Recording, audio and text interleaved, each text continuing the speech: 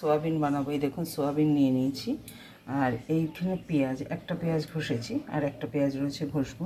নিয়েছি দুটো টমেটো, আর নিয়েছি একটু আদা আর হলুদ। দেখেছেন এখানে জলে দিয়ে রেখেছি, 3টে লঙ্কা, আদা, এই কাঁচা হলুদ নিয়েছি রং হওয়ার জন্য, আর আদার পরিমাণটা এটা, আদা নিয়েছি, আর 6-7 কোয়া, এই যে এই হচ্ছে আদার পরিমাণ, আর 6-7 কোয়া রসুন নিয়েছি। এই দিয়ে বানাবো আমি। আর ওই যে আলু, ছোটো ছোটো 3টে আলু কেটে নিয়েছি, ওই দিয়ে বানাবো আমি আজকে সোয়াবিনের তরকারি। দেখুন আলুটা ভেজে নিয়েছি, আলুটা হলুদ ছাড়া ভেজেছি লবণ দিয়ে, তাই সাদা সাদা লাগছে। কড়াইতে দিয়ে দিয়েছি তেল, এবার দিয়ে দেবো সোয়াবিনটা। এই সোয়াবিনটা ভাপিয়ে আমি সেদ্ধ করে রেখেছিলাম। সেদ্ধ সোয়াবিনটা ঠান্ডা জলে ছুটে ছুটে তুলে, এটা সেদ্ধ সোয়াবিন তাই এরকম ফুলে গেছে। সেদ্ধ সোয়াবিনটা ঠান্ডা জলে ছুটে ছুটে তুলেছি। এবার এটাকে আমি ভেজে নেব, এটাকে ভেজে আবার ভাজাটা তুলে রাখবো।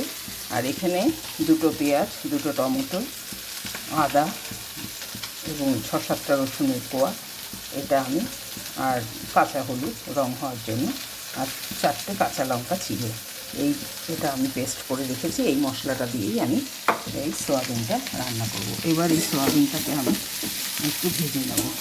আমি গুঁড়ো হলুদ, আপনারা তো খান, গুঁড়ো হলুদ দিয়ে ভাজবেন, রঙটা বেশ হলুদ হলুদ হবে, ভালো লাগবে।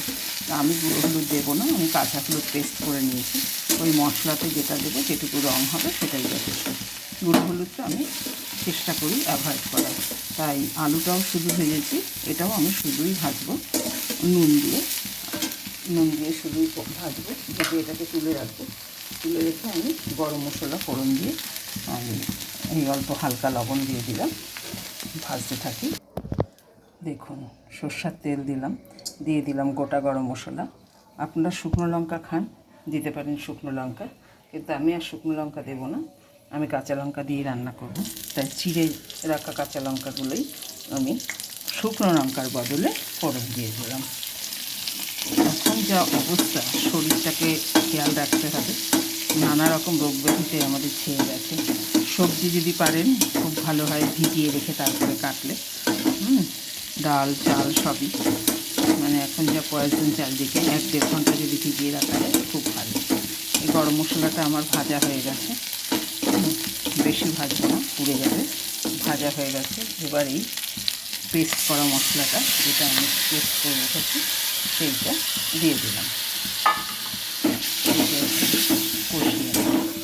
তরকারিতে যতটা পারবেন মিষ্টি কম খাবেন, সেটাই শরীরের জন্য ভালো। অ্যাডজাস্ট করার জন্য সামান্য একটু গুড়ের বাতাসা। এর মধ্যে আছে আমার আদা, পেঁয়াজ, রসুন, টমেটো আর কাঁচা হলুদ পেস্ট, আর দিয়ে দিলাম জিরের গুঁড়ো, দিলাম একটু ধনের গুঁড়ো, দিয়েছি মিষ্টি গুড়ের বাতাসা, আর দিয়ে দিলাম সামান্য পরিমাণে লবণ, কারণ ভাজাতে লবণ দিয়েছি, আলুতে ভেজেছি যখন লবণ দিয়েছি, সোয়াবিনটা যখন ভেজেছি তখনও লবণ দিয়েছি। আপনারা যদি সোয়াবিনটা গুঁড়ো হলুদ দিয়ে ভাজেন তাহলে একটা সুন্দর কালার আসবে। আমি কিন্তু হলুদ ছাড়া ভেজেছি, সেই জন্য আমার কালারটা কিন্তু এত সুন্দর আসেনি। দেখুন সাদা সাদা এসছে, আলুটাও সাদা সাদা এসছে, কারণ আমি গুঁড়ো হলুদটাকে, বাজারের কেনা হলুদটাকে অ্যাভয়েড করতে চাই, সেই জন্য কাঁচা হলুদ পেস্ট করে খাই। তাই ওর জন্য আমার তরকারিটা কালারটা কিন্তু অত ভালো আসে না। এবং এমনকি আমি যে কালার লঙ্কার মরিচের গুঁড়ো, সেটাও চেষ্টা করি ইউজ করতে। রং জাতীয় জিনিস যতটা পারবো কম ইউজ করবো। সেই জন্য আমার তরকারিগুলো হয়তো টকটকে লাল বা সেরকম হয় না, কিন্তু আশা করি খেতে ভালো হয় এবং সেটা স্বাস্থ্যসম্মত। হালকা তেল ছাড়ছে, এই অবস্থায় দিয়ে দিলাম আমি আলুগুলো, এবং দিয়ে দেবো সোয়াবিনটা, কারণ সোয়াবিন আলু দিয়েও আমাকে আরও কিছুক্ষণ কষাতে হবে। আমি চাইবো না যে আমার মশলাটা পুড়ে যায়, তাই এই পরিস্থিতিতেই আমি দিয়ে দিলাম, দিয়ে কষাতে থাকবো। দেখুন দিয়ে দিলাম কিছুটা ঘি, ভেজে দিলাম কিছুটা পরিমাণ ঘি, দিলাম গরম মশলা, নামানোর আগে কিছুটা পরিমাণ টমেটো সস। টমেটো সস তরকারিটার টেস্টটাকে যথেষ্ট বাড়ায়।